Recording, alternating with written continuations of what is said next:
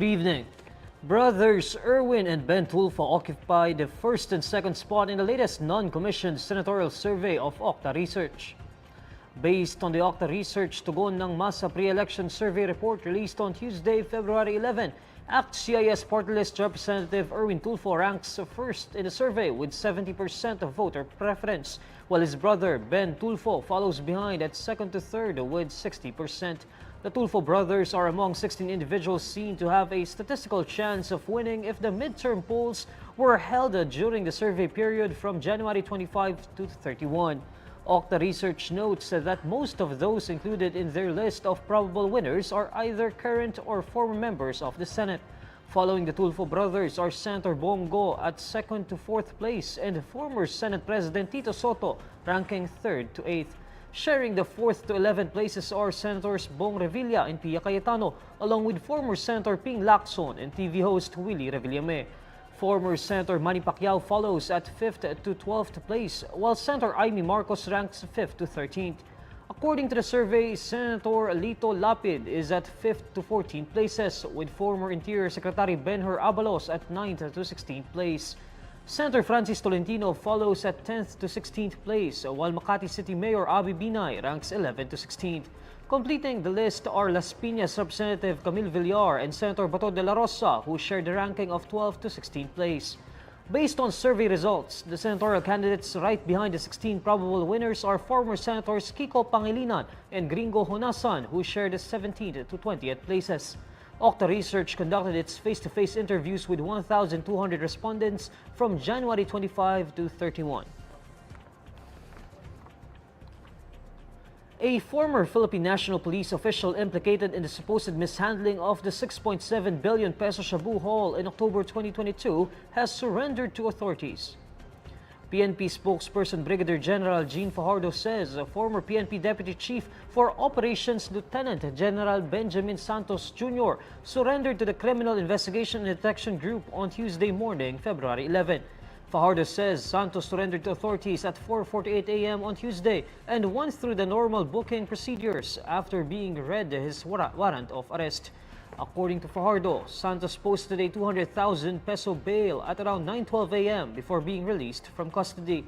The Manila Regional Trial Court Branch 44 on January 14 ordered the arrest of 29 police officers, including Santos, for the bungling of the prosecution in relation to the allegedly staged drug bust in October 2022. Meanwhile, Manila RTC Branch 175 dismissed the case against Santos for planting evidence, a non-bailable offense that the 28 other police officers now face. The botched October 2022 operations led to the arrest of Police Master Sergeant Rodolfo Mayo and Ney Atadero and the seizure of 6.7 billion pesos worth of shabu. Atadero was reportedly arrested in a buy-bust operation on October 8, 2022, while Mayo was supposedly arrested on October 9, 2022 in a hot pursuit operation that ended at the Quiapo Bridge in Manila. However, the prosecutors said that based on evidence, the two arrests were simulated. Mayo was initially arrested on October 8, 2022 along Bambang Street in Tondo for possessing 2 kilograms of shabu. Police reportedly tried to cover up Mayo's arrest in Tondo due to violations committed in observing the chain of command or the procedure to observe in illegal drug seizure. The State Weather Bureau is currently monitoring a low-pressure area off Palawan province. In an advisory on Tuesday, February 11, Pag-asa says the LPA was spotted 305 kilometers southwest of Kalayaan, Palawan at around 2 p.m.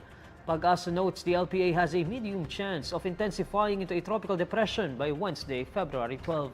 Based on Pag-asa's weather forecast issued at 4 p.m., the trough or the low-pressure area may bring cloudy skies with scattered rains and thunderstorms over Palawan, where flash floods or landslides may occur due to moderate to at times heavy rains. Meanwhile, the shear line is affecting Metro Manila, Aurora, Calabarzon, Camarines Norte, Camarines Sur, Marinduque, and Oriental Mindoro, where moderate to heavy with at times intense rains may occur. Cloudy skies with scattered rains and thunderstorms is forecast over Davao Region and Soxargen due to the easterlies. Cagayan Valley and Cordillera Administrative Region may experience cloudy skies with rains due to the northeast monsoon. Partly cloudy to cloudy skies with isolated light rains are expected over the Ilocos region and the rest of central Luzon. The easterlies will bring partly cloudy to cloudy skies with isolated rain showers or thunderstorms to the rest of the country. 5 people are dead after flood and heavy rains brought by the shear line swept their vehicle away in Palawan, according to its Provincial Disaster Risk Reduction and Management Office.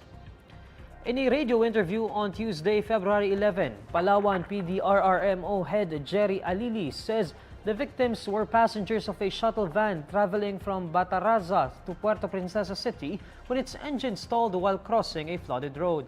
Alili says the van was carrying 12 passengers, noting that 7 survived and are now recovering in the hospital. According to Alili, Palawan received a record-breaking 341 millimeters of rain within 24 hours. The heavy rainfall triggered severe flooding in Puerto Princesa City and other parts of southern Palawan. Due to the widespread flooding, Alili says at least 2,000 families were forced to evacuate. Pag-asa earlier placed several areas of Palawan under the orange and the yellow rainfall warning due to the shear line. Pag-asa defines the shear line as the convergence of cold and northeast monsoon winds and warm easterlies. Meralco is raising its electricity rates this February due to a more expensive generation charge. In a briefing on Tuesday, February 11, Meralco says there will be an increase in the overall electricity rate by about 28 centavos per kilowatt hour.